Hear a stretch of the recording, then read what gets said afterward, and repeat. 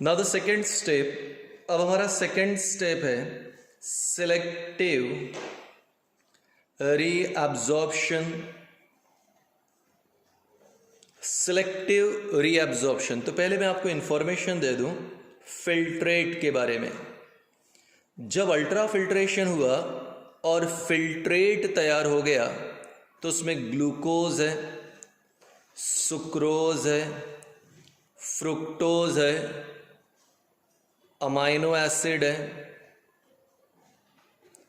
Hormones है, vitamins है, Na positive, K positive, Ca2 positive, Cl negative, H positive. इसके बाद यहाँ पे water, then we are having urea, uric acid small quantity में, ammonia small quantity में, then we are having urochrome, urinoid, bilirubin, biliverdin. ये सारे chemical substance या सारे कंपोनेंट कहाँ पर प्रेजेंट है? फिल्ट्रेट में। पर बेटा आप सब जानते हो कि यहाँ पे अभी मैंने जितना मार्किंग किया है, glucose, sucrose, fructose, amino acid, hormones, vitamin, Na positive, K positive, Ca2 positive, सब हमारे लिए इम्पॉर्टेंट कंपोनेंट है। अब ये इम्पॉर्टेंट है मतलब कौन हो गया? एसेंशियल। जबकि urea, uric acid, ammonia, urochrome, urinoid ये हमारे लिए बिल्कुल भी काम के नहीं है, ये तो हमारे लिए वेस्ट है। इसे हम लोग कहते हैं नॉन एसेंशियल कंपोनेंट। तो हमने जो फिल्ट्रेट तैयार किया तो अनफॉर्चुनेटली नॉन एसेंशियल के साथ साथ किसे भेज दिया? फिल्ट्रेट को, नॉन एसेंशियल के साथ साथ एसेंशियल को भी भेज दिया। तो अब हमारा काम है कि एसेंशियल कंपोनेंट को हम एब्जॉर्ब कर ले। भगवान न करे पर आपने गलती से कचरे का डिब्बा डस्टबिन लेकर गए और बाहर फेंक दिया कचरा, लेकिन उस कचरे में आपको दिखाई दिया कि कुछ इंपॉर्टेंट चीज़ें थी, तो आप फेंक दोगे कि उठा लोगे? नेचुरल है, आपका आंसर रहेगा कि नहीं सर हम उसे उठा लेंगे क्योंकि वो काम का है। एग्जैक्टली सेम ऐसे ही अगर आपकी मम्मी बर्तन धो रही है और गंदे पानी के साथ मम्मी ने जब पानी फेंका तो 1-2 चम्मच अगर फेंक दिए तो क्या मम्मी चम्मच छोड़ देगी? आंसर है नो, उसे उठा लेगी, फिर से धो लेगी। वैसे ही इस बार आपने एसेंशियल चीज़ों को फेंक दिया है, तो अब आपका काम है कि एसेंशियल चीज़ों को क्या कर ले? सिलेक्ट करे। अब सिलेक्ट करे का मतलब हुआ सिलेक्टिव। हमारा हेडिंग क्या है? Selective reabsorption. तो अब आपको नॉन एसेंशियल को सिलेक्ट नहीं करना, आपको एसेंशियल चीज़ों को सिलेक्ट करना है, क्योंकि आप सिलेक्ट करोगे इसलिए नाम है सिलेक्टिव रीअब्जॉर्प्शन। यानी अब आपको यहाँ पे एब्जॉर्प्शन करना है, but why you are calling reabsorption? Re का मतलब हुआ दोबारा से, क्योंकि सारे न्यूट्रिएंट, चाहे वो ग्लूकोज हो, फ्रुक्टोज हो, अमीनो एसिड हो, सारे न्यूट्रिएंट आपने ऑलरेडी स्मॉल इंटेस्टाइन में ही एब्जॉर्ब कर लिए हैं। इस बार आप नेफ्रॉन में दूसरी बार एब्जॉर्ब करने वाले हो, इसलिए इसे क्या बोला? रीअब्जॉर्प्शन। कुछ भी पॉइंट्स नहीं समझा तो वीडियो 2 बार देखो, 3 बार देखो, 4 बार देखो, नहीं समझा तो मैं क्लास में बताऊंगा। तो एक बार सारे न्यूट्रिएंट ऑलरेडी हमने स्मॉल इंटेस्टाइन में एब्जॉर्ब कर लिए थे, पर इस बार गलती से फेंक दिया है, इसलिए सारे न्यूट्रिएंट हमें एब्जॉर्ब करना है नेफ्रॉन में, क्योंकि ये दूसरी बार एब्जॉर्ब हो रहा है, इसलिए उसे कहा रीअब्जॉर्प्शन। तो इंपॉर्टेंट चीज़ों को सिलेक्ट किया, सिलेक्टिव। इंपॉर्टेंट चीज़ों को सिलेक्ट किया, सिलेक्टिव। और हाँ, ये हमारे लिए क्या हो गया है? रीअब्जॉर्प्शन। अब ये सारे न्यूट्रिएंट हमें एब्जॉर्ब करने हैं और ये एसेंशियल न्यूट्रिएंट हम एब्जॉर्ब करते हैं पीसीटी यानी proximal convoluted tubule, Henle's loop और डीसीडी। तो ग्लूकोज, फ्रुक्टोज या फिर सुक्रोज यानी सारा ग्लूकोज मटेरियल, सारा कार्बोहाइड्रेट हम पीसीटी में एब्जॉर्ब करते हैं। साथ ही साथ Na positive, K positive, Ca2 positive भी हम पीसीटी में एब्जॉर्ब करते हैं। शरीर को रिक्वायर्ड 75% पानी भी हम पीसीटी यानी प्रॉक्सिमल कन्वोल्यूटेड ट्यूब्यूल यानी नेफ्रॉन के पहले भाग में ही एब्जॉर्ब कर लेते हैं। अगर आपको याद नहीं आया तो मैं आपको बता दूं, यह है पहला भाग, प्रॉक्सिमल कन्वोल्यूटेड ट्यूब्यूल, यहाँ पे सारे इंपॉर्टेंट चीज़ें एब्जॉर्ब कर लेते हैं। थोड़ी चीज़ें हम लोग एब्जॉर्ब करेंगे हेनलेज लूप में और कुछ सॉल्ट, और रिमेनिंग 25% पानी हम एब्जॉर्ब करेंगे DCT। तो जितना इम्पॉर्टेंट इंग्रेडिएंट है, सारे इम्पॉर्टेंट इंग्रेडिएंट को, सारे एसेंशियल कंपोनेंट को हम एब्जॉर्ब करेंगे PCT, DCT और हेनलेज लूप में। अब आ रहा है डिस्टल कन्वोल्यूटेड ट्यूब्यूल। यहाँ एक इम्पॉर्टेंट बात है, डिस्टल कन्वोल्यूटेड ट्यूब्यूल हमारे शरीर को रिक्वायर्ड 25% पानी एब्जॉर्ब करने के लिए मदद करेगा। But the problem is that it is under the action of hormone ADH, anti diuretic hormone. आप प्लीज़ याद रखिएगा, anti diuretic hormone, A anti, D diuretic, H hormone. तो ADH का मतलब हुआ एंटी डायूरेटिक हार्मोन। हाइपोथैलेमस तैयार करता है इसे। ये anti diuretic hormone distal convoluted tubule के सेल्स को, DCT के सेल्स को स्टिमुलेट करता है, उसे बोलता है, उसे कहता है कि तुम शरीर को रिक्वायर्ड 25% पानी को एब्जॉर्ब करो, शरीर को रिक्वायर्ड 25% को एब्जॉर्ब करो, और हमारा शरीर उसे एब्जॉर्ब करता है। अनफॉर्चुनेटली, भगवान न करे कि अगर हमारे शरीर में ADH अगर तैयार न हो तो हमें बीमारी हो जाएगी। बीमारी का नाम है डायबिटीज़ इंसिपिडस। डायबिटीज़ मेलाइटस यानी शुगर की बीमारी, और डायबिटीज़ इंसिपिडस, इंसिपिडस का मतलब हुआ फ्रिक्वेंट यूरिनेशन, बार बार बाथरूम जाने की जो प्रॉब्लम होती है उसे डायबिटीज़ इंसिपिडस कहते हैं। वो भी एक प्रकार का डायबिटिक है, पर वो ADH हार्मोन के कारण होता है। शुगर की बीमारी इंसुलिन हार्मोन के कारण होती है, जबकि फ्रिक्वेंट यूरिनेशन वाला प्रॉब्लम जो है वो होता है by ADH, anti diuretic hormone. यानी कोई व्यक्ति अगर काफ़ी बार मिक्चुरेशन के लिए जाता है तो डेफिनेटली उसे ये प्रॉब्लम है। तो इस प्रकार हमने सिलेक्टिव रीअब्जॉर्प्शन में सारे न्यूट्रिएंट एब्जॉर्ब कर लिए। अब नंबर 3 और आखिरी step, tubular secretion. Tubular secretion. Sir tubular secretion क्या है? All waste along with excess water, सारा वेस्ट जिसे हमने एब्जॉर्ब नहीं किया, जितना भी वेस्ट कंपोनेंट है, यूरिया है, यूरिक एसिड है, अमोनिया है, जितना भी वेस्ट जो हमने एब्जॉर्ब नहीं किया along with excess water is called as tubular secretion. और इसी ट्यूब्यूलर सिक्रेशन को हम लोग क्या कहते हैं? यूरिन। इसी ट्यूब्यूलर सिक्रेशन को कहते हैं यूरिन। तो बेटा ये है हमारे लिए यहाँ पे यूरिन। याद रखें, यूरिन का pH है यहाँ पे अप्रॉक्सीमेटली 6.6 to 6.9 होता है, यानी स्लाइटली एसिडिक होती है। यूरिन का जो कलर होता है पेल येलो कलर होता है। यूरिन जो है हमारे लिए येलो कलर की है क्योंकि इसके अंदर एक पिगमेंट होता है, उसका नाम है यूरोक्रोम पिगमेंट। तो यूरोक्रोम पिगमेंट के कारण यूरिन पेल येलो होती है, स्लाइटली एसिडिक है, और यूरिन का एक थोड़ा गंदा स्मेल आता है।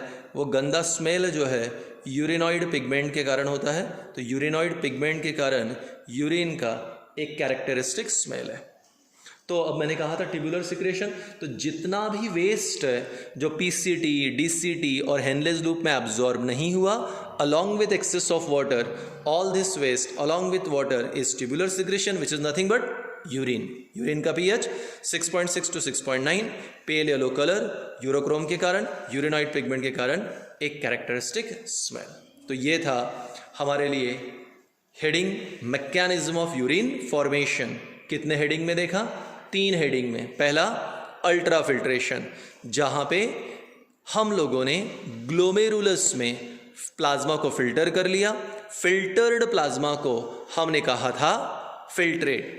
फिल्ट्रेट में एसेंशियल नॉन एसेंशियल दोनों भी चीज़ें थी, इसलिए हमने सिलेक्ट किया एसेंशियल चीज़ों को और उसे रीअब्जॉर्ब किया। सारी इंपॉर्टेंट चीज़ों को PCT, DCT, हेनलेज लूप में एब्जॉर्ब कर लिया क्योंकि हमने सिलेक्ट किया था सिलेक्टिव। दोबारा से एब्जॉर्प्शन हुआ, इसलिए रीअब्जॉर्प्शन। वो सारे वेस्ट जिनको हमने एब्जॉर्ब नहीं किया अलॉन्ग विद एक्सेस वाटर, उसी को कहते हैं ट्यूब्यूलर सिक्रेशन और urine. This is mechanism of urine formation. Previous lecture में हमने यूरिन फॉर्मेशन देखा।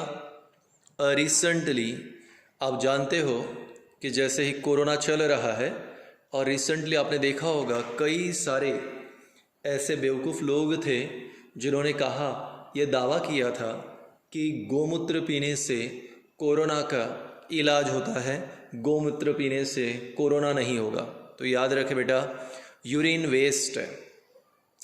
ह्यूमन बीइंग को तो समझता ही है कि यूरिन वेस्ट है, पर गाय, भैंसे, बकरियां, इनको भी समझता है कि यूरिन वेस्ट है, और यही वो रीज़न है कि वो अपने शरीर से यूरिन को बाहर फेंक देते हैं। और अगर कोई व्यक्ति, कोई ह्यूमन बीइंग ये बोले कि हमें गाय का यूरिन पीना है, तो वो जानवरों से भी बदतर है। ये बात याद रखिए, क्योंकि गाय का यूरिन एक वेस्ट है, उससे और बीमारियां होंगी, हमारी किडनी भी खराब हो सकती। तो बिल्कुल याद रखें, वो बकवास चीज़ थी, अफवाह थी। So let's continue. अभी एक टॉपिक है आपके लिए छोटा सा, हीमोडायलिसिस। हीमोडायलिसिस या सादी भाषा में इसे डायलिसिस कहते हैं। तो बेटा आप लोग याद रखो, जब किसी व्यक्ति की दोनों किडनियां खराब हो जाती हैं, दोनों किडनियां खराब हो जाती हैं, तब उस पर्सन के बॉडी में नाइट्रोजनस वेस्ट एक्यूमुलेट होने लगता है। डॉक्टर्स कहते हैं कि अगर आपके ब्लड में नाइट्रोजनस वेस्ट ऐसे ही एक्यूमुलेट होता रहा तो डेथ होगी। इसलिए नाइट्रोजनस वेस्ट को बॉडी के बाहर निकाल कर फेंक देना है, और इसे फेंकने के लिए हम लोग यूज़ करते हैं एक यहाँ फैसिलिटी को, जिसे हम लोग कहते हैं हीमोडायलिसिस। सो हीमोडायलिसिस क्या है? Artificial removal of waste, artificial removal of nitrogenous waste from blood, artificial removal of nitrogenous waste from blood by क्या? A machine called dialyzer is called hemodialysis। अब किसी ने पूछ लिया कि सर आपने कहा कि किडनी फेल्यूर है, दोनों किडनियां खराब हो गई, तो कौन कौन से रीज़न हैं कि जहाँ दोनों किडनी खराब हो जाती हैं? तो पहला है अल्कोहलिज्म। शराबी आदमी बहुत ज़्यादा अगर शराब पीता है तो दोनों किडनियां खराब हो सकती हैं। डायबिटीज़, सीवियर डायबिटीज़ अगर है, शुगर वाली बीमारी है, सीवियर डायबिटिक है, तो दोनों किडनियां खराब हो सकती हैं। और रेयरली किडनी का अगर इन्फेक्शन हो गया तो किडनी खराब हो सकती हैं। हाँ, अगर दोनों भी किडनी खराब हो जाए तो आर्टिफिशियली मशीन की मदद से हमें नाइट्रोजनस वेस्ट को रिमूव करना पड़ेगा। प्रोसेस इज कॉल्ड डायलिसिस और हीमोडायलिसिस। डिटेल क्लासरूम में आएगा। आखिरी पॉइंट, एक्सक्रीशन इन प्लांट्स। ये 2 मार्क के लिए क्वेश्चन आएगा एग्जाम में। एक्सक्रीशन इन प्लांट्स, क्या ह्यूमन बीइंग्स की तरह प्लांट भी वेस्ट को रिमूव करता है? तो आंसर है यस। क्या ह्यूमन बीइंग्स की तरह प्लांट भी वेस्ट को रिमूव करता है? तो मैंने कहा आंसर है यस, हाँ करता है। तो क्या प्लांट में एक्सक्रीटरी सिस्टम है? आंसर है no. Plants don't have specialised excretory system. Plant में स्पेशलाइज्ड एक्सक्रीटरी सिस्टम नहीं होती। हाँ, प्लांट में वेस्ट मटेरियल तैयार होता है, और प्लांट का वेस्ट मटेरियल है गम्स, रेजिन्स, रैफाइड्स। रैफाइड्स को हम लोग कहते हैं calcium oxalate crystal, calcium oxalate crystal. तो प्लांट्स में जो गोंद निकलता है, प्लांट में रेजिन निकलता है, प्लांट में रैफाइड्स तैयार होते हैं, कैल्शियम ऑक्जिलेट क्रिस्टल, ये प्लांट का वेस्ट है। प्लांट इन सभी वेस्ट को कहाँ पे डाल देता है? लीव्स में, बार्क में, फ्लावर में और फ्रूट्स में। लीव्स, बार्क, फ्लावर और फ्रूट्स में प्लांट अपने वेस्ट को डाल देगा। जब लीफ नीचे गिर जाएगा तो वेस्ट रिमूव हो गया, बार्क नीचे गिर गया तो वेस्ट रिमूव हो गया, फ्लावर नीचे गिर गया, वेस्ट रिमूव हो गया। सिमिलरली फ्रूट गिरने पर वेस्ट रिमूव हो जाएगा। बच्चे बहुत ही कॉमन क्वेश्चन पूछते हैं कि सर अगर ऐसा फ्रूट हमने खाया तो कोई प्रॉब्लम नहीं, वो प्लांट का वेस्ट है, तुम्हारे लिए वेस्ट नहीं होता। हाँ, प्लांट के लिए वेस्ट है, तुम्हारे लिए नहीं। कई बार हम गोंद खाते हैं, गोंद के लड्डू खाते हैं, हाँ वो प्लांट का वेस्ट है पर तुम्हारे लिए वेस्ट नहीं है, तो कोई प्रॉब्लम नहीं है। और हर बार प्लांट अपना वेस्ट फ्रूट में ही रिलीज करेगा ऐसा नहीं है, लीव्स में, फ्लावर में, बार्क में भी होता है। तो प्लांट भी वेस्ट को रिमूव करेगा।